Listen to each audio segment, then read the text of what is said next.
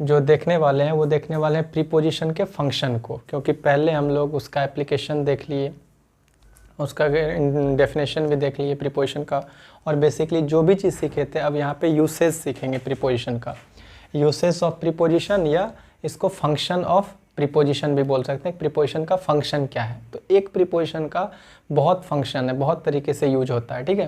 लेकिन हम लोग इसमें वही सब फंक्शन देखेंगे जो हम लोग के एग्जाम के पॉइंट ऑफ व्यू से इंपॉर्टेंट है और जो डेली लाइफ में यूज करते हैं। चलिए स्टार्ट करते हैं फर्स्ट प्रीपोजिशन बाय के साथ। बाय का बहुत यूज है, लेकिन उनमें से एक यूज क्या होता है, जो बाय का यूज होता है वो पैसिव वॉइस में होता है। बाय का यूज कहाँ करते हैं हम लोग, पैसिव वॉइस में। कैसे करते हैं, डूअर ऑफ द एक्शन, यानी कि बाय का use doer of the action के केस में करते हैं, ठीक है। जैसे कि सपोज दैट हम लोग एक सेंटेंस लेते हैं, सी हेल्प्स मी। ये कैसा सेंटेंस है, ये एक्टिव वॉइस में है, और कौन सा वॉइस, प्रेजेंट इंडेफिनिट। अगर टेंस नहीं समझ में आता है तो आप टेंस में थोड़ा सा देखिए, उसके बाद अच्छे से क्लियर हो जाएगा। सी हेल्प्स मी, ये क्या हो गया आपका, एक्टिव वॉइस। अब इसको अगर हम पैसिव बनाएं तो क्या बनेगा, जो सब्जेक्ट ये हो गया, ये हेल्प हो गया ट्रांजिटिव वर्ब, और ट्रांजिटिव के वर्ब के बाद क्या आता है, ऑब्जेक्ट मी। तो यहाँ पे मी को हम क्या बनाएंगे, सब्जेक्ट। तो सब्जेक्ट क्या हो जाएगा आपका, आई।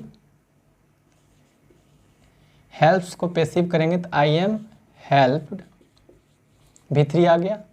अब देखो यहाँ से स्टार्ट होगा प्रीपोजिशन का, और किसके द्वारा हुआ, तो बाय, ये हर, ये ऑब्जेक्ट बन गया यहाँ पे, तो ऑब्जेक्टिव केस, यानी कि एजेंट बोलते हैं। ये एक्चुअल में ऑब्जेक्ट नहीं होगा, हर जो है यहाँ पे क्या है, ऑब्जेक्ट है।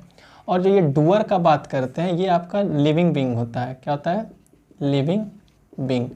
इसमें सबसे पहले आप क्या देखिए कि जो हेल्प करने का, हेल्प कौन करेगा, सी, ठीक है। किस हेल्प किया मुझे, तो यहाँ पे जो हर है इसको हम लोग एजेंट के तौर से बोलते हैं। तो देखो बाय का यूज, पहला यूज दिखा इसमें कि जब ये क्या हुआ, स्ट्रक्चर पैसिव बना, पैसिव के केस में हो गया। जैसे ये देखो V3 और प्लस बाय, और प्लस ये क्या बन गया, डूअर ऑफ द एक्शन। तो यानी कि अगर कोई एक्शन करने वाला है, यानी कि डूअर है, अगर ये देखो हर, ये डूअर है तो यहाँ बाय लेगा, लेकिन अगर ये डूअर नहीं होगा तो बाय नहीं लेगा। जैसे एक आपको याद होगा, अगर आप पहले कभी वॉइस बनाए हैं पहले, तो जैसे कि यहाँ पे था, ही नोज मी, एक सेंटेंस लिखे हैं, ही नोज मी। अगर आप इसका पैसिव बनाइए तो क्या होगा, आई एम नोन बाय मी। अगर बनाते होंगे तो यहाँ पे हो जाएगा गलत, ठीक है, यहाँ पे बाय मी नहीं होगा। तो बात आता है क्यों नहीं होगा, क्योंकि अभी तो सीखे कि एक्शन करने वाला कौन है। इसलिए नहीं होगा क्योंकि बाय के बाद हम क्या बोलना चाहिए, डूअर। तो डूअर होना चाहिए, लेकिन ये एक्शन करेगा तब तो, ही नोज मी। इसमें आप सोचो, क्या ही कोई एक्शन कर रहा है, एक्शन तो नहीं कर रहा है, लेकिन इस केस में क्या था, हेल्प करने का एक्शन हो रहा था। तो जब एक्शन होगा तब वहाँ पे बाय प्लस डूअर लग सकता है, लेकिन अगर एक्शन नहीं होगा तो वहाँ पे बाय प्लस डूअर यानी कि एजेंट नहीं यूज करेंगे। तो यहाँ पे कोई सा भी एप्रोप्रिएट प्रीपोजिशन हो सकता है मीनिंग के हिसाब से। तो यहाँ पे एक मीनिंग क्या लगा दिए, टू। तो I am known to me, sorry गलती हो गया, यहाँ पे मी कैसे होगा, ये हो गया हिम हो जाएगा, I am known to him. Clear, तो बाय नहीं होगा। यहाँ से ये एक यूज हम लोग समझ गए किसका, बाय का। सेकेंड यूज, बाय का जो यूज हम लोग करते हैं वो करते हैं मीनिंग नियर के सेंस में। जैसे कि my house, my house is by river. अगर आप हिंदी से प्रीपोजिशन समझेंगे तो फिर बहुत ख़राब हो जाएगा, मतलब प्रीपोजिशन समझ में ही नहीं आएगा, ठीक है। तो इसलिए प्रीपोजिशन को हम लोग जितना हो सके हिंदी से दूर रखेंगे। इसका मीनिंग लगाइए क्या होगा, my house is by the river, my house is by the river. क्यों लगा द, इसलिए यहाँ पे द लगा क्योंकि रिवर क्या है, वहाँ पे स्पेसिफिक रिवर का बात हो रहा है। घर जो है कोई खास नदी कहीं बगल में होगा, तो यहाँ पे जो बाय आया वो किसका मीनिंग लेके आया, नियर का। तो ऐसे पढ़ सकते हो, my house is near the river. तो यानी कि बाय का एक और यूज हुआ नियर के सेंस में, ठीक। पहला यूज़ तो समझ में आ गया था, एक्टिव पैसिव में होता है, लेकिन बाय तब होता है जब वो डूअर लिविंग हो, कोई एक्शन कर रहा हो, अगर उधर एक्शन नहीं होगा तो बाय नहीं लगेगा फर्स्ट में। सेकंड में नियर के सेंस में भी यूज करते हैं। थर्ड यूज अगर देखें हम तो बाय का होता है, बाय के साथ लगाना है द और उसके बाद बताना है टाइम सोर्स। जैसे कि इट इज़, जैसे कि हम लोग बोल सकते हैं इट इज़ 10 PM, बोल सकते हैं it is 10 PM by the watch, by the watch. इसको ध्यान से देखिए, यहाँ पे जो टाइम सोर्स बोले जिससे कि हम लोग टाइम देखते हैं, अगर इसके पहले द लगा है तो इसका मतलब है कि जो टाइम सोर्स है वो स्पेसिफिक नहीं है। वो टाइम सोर्स कुछ भी हो सकता है, वॉच हो सकता है, अलार्म हो सकता है, और क्या हो सकता है, वॉच, अलार्म, और आपका क्लॉक भी हो सकता है, कुछ भी हो सकता है, ठीक है। तो ये स्पेसिफिक नहीं है, तो इसलिए टाइम सोर्स के पहले आप क्या लगाइएगा, द, तो वो क्या हो जाएगा, सही। लेकिन अगर हम इसी सेंटेंस को ऐसे बोलें, ध्यान से देखिए, it is 10 PM bye my watch, अगर हम इसमें भी द लगा देंगे तो हो जाएंगे गलत। तो यहाँ पे बाय द माई वॉच लिखना क्या होगा, गलत होगा। क्यों अब गलत हुआ, ये समझिए कि यहाँ बाय के बाद जो वॉच था वो स्पेसिफिक कोई वॉच के बारे में नहीं बात हो रहा था, यानी कि ये सिर्फ क्या था, कोई भी रेंडमली वॉच के बारे में। लेकिन अगर इस वॉच को स्पेसिफिक बना दिए माई वॉच, तो वहाँ पे टाइम सोर्स के पहले आप जो बता रहे हैं वो द का यूज नहीं होगा वहाँ पे, ठीक है। और यहाँ पे बाय का जो मीनिंग आता है वो मीनिंग आता है अकॉर्डिंग टू का।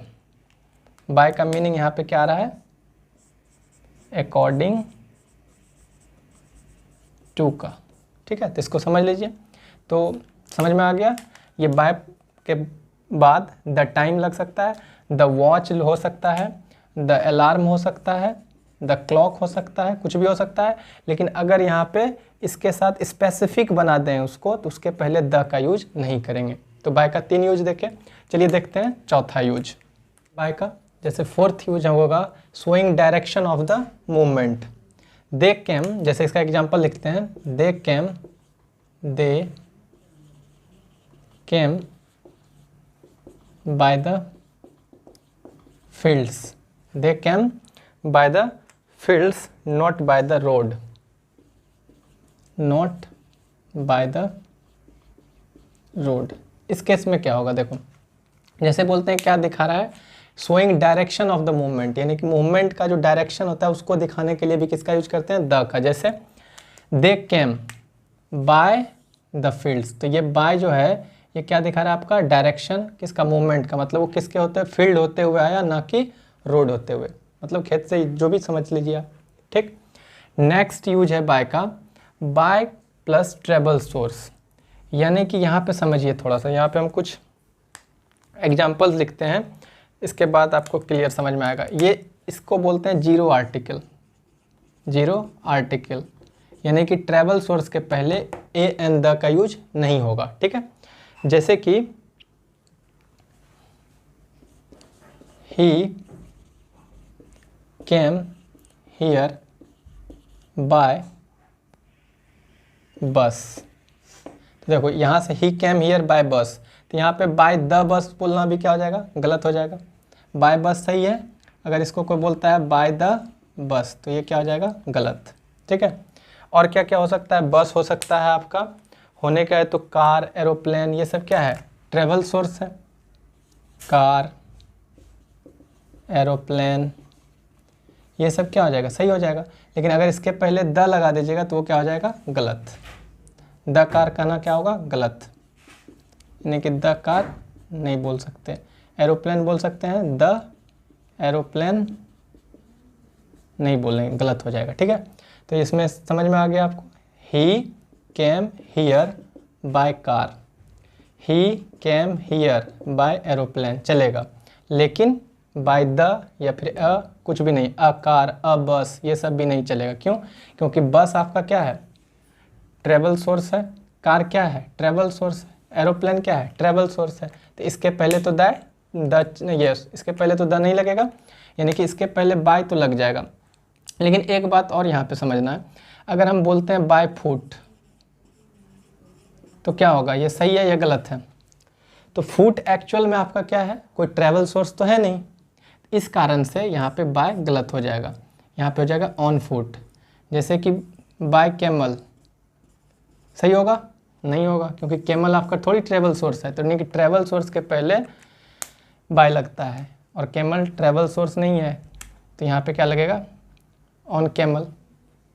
बाय हॉर्स कहना भी गलत होगा, क्यों, क्योंकि बाय के बाद जो आया हॉर्स, हॉर्स ट्रैवल सोर्स तो है नहीं, तो इसलिए बाय हॉर्स बोलना गलत होगा। चलिए यहाँ तक समझ में आ गया। नेक्स्ट यूज देखते हैं बाय का।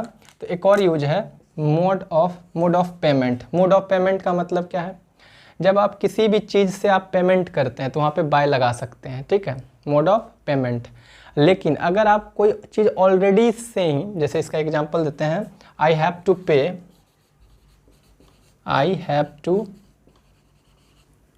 पे बाय कार्ड्स, या आई हैव टू पे बाय कार्ड्स, यानी कि मुझे पेमेंट करना होगा कार्ड के द्वारा। तो ये कार्ड क्या है आपका, कार्ड क्या है आपका, मोड ऑफ पेमेंट, यानी कि कार्ड से आप पेमेंट कर रहे हैं। बाय चेक सही हो जाएगा। लेकिन क्या बाय आपका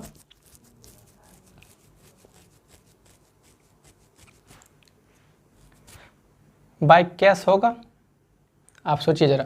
जैसे देखो, ये मोड ऑफ पेमेंट में कार्ड तो चलेगा, चेक भी चलेगा, क्या बाय कैश बोलना सही है? बाय कैश, कैश तो ऑलरेडी, कैश तो दे ही दिए, तो आप कोई उसके बदले में कोई लिक्विडिटी फॉर्म में तो दिए नहीं कोई भी चीज़ जिससे कि आप उसको पेमेंट कर रहे हैं। आप जब कोई सामान खरीदते हैं और उसमें डायरेक्ट कैश नहीं दे करके आप कोई दूसरा चीज़ दे करके अगर कोई चीज़ लेते हैं या फिर कोई अदर तरीके से पेमेंट करते हैं तो वहाँ पे लगेगा। लेकिन जब कैश ऑलरेडी वो लिक्विडिटी फॉर्म में है तो आप वहाँ पे डायरेक्ट क्या लगाएंगे, बाय नहीं, इन कैश, ठीक है। नेक्स्ट है बाय सोर्स। बाय का एक और यूज है, सोर्स के तरह से यूज करते हैं बाय सोर्स। तो जिसका इसका एक एग्जांपल आप सोचिए थोड़ा सा, क्या हो सकता है इसमें।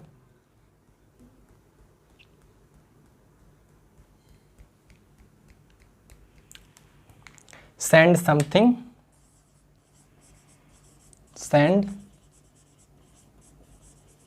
something by मेल, कोई भी चीज़ मतलब भेजो मेल के द्वारा, या फिर बाय पोस्ट बोल सकते हैं या बाय हैंड बोल सकते हैं, बाय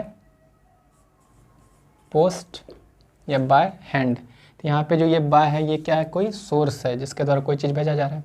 तो ये था कुछ यूज़, और कुछ यूज़ देखते हैं। चलिए, तो बाय का कुछ और यूज़ देखते हैं। जैसे 8 नंबर में बाय का यूज़ हम लोग करते हैं by plus completeness of time, यानी कि टाइम के कंप्लीटनेस को दिखाने के लिए जनरली परफेक्ट टेंस में करते हैं यूज। जैसे एक एग्जांपल देखते हैं, I have completed my task by 9। ये जो बाय है ये क्या दिखा रहा है आपका, कंप्लीटनेस ऑफ टाइम को, ठीक है। चलिए, 9th यूज में हम बोल सकते हैं इसको कि बाय का यूज इन ओथ्स में भी किया जाता है। जैसे एग्जाम्पल, ही ऑलवेज स्वेयर्स बाय गॉड, यहाँ पे जो बाय यूज हुआ है वो किस लिए हुआ है, ओथ के टर्म में, ठीक है। नेक्स्ट, एक और यूज है बाय का, बाय के बाद V1 प्लस ING आता है। क्यों आता है, क्योंकि हम लोग पहले ही देखे हैं कि जो प्रीपोजिशन होता है, प्रीपोजिशन के बाद आने वाला वर्ड वो आपका क्या होता है, नाउन या प्रोनाउन या कोई नाउन इक्विवेलेंट होगा, ठीक है। और इसके पहले जो वर्ड आता है वो क्या क्या हो सकता है आपका, नाउन हो सकता है, प्रोनाउन हो सकता है, एडजेक्टिव हो सकता है और वर्ब भी हो सकता है। क्लियर।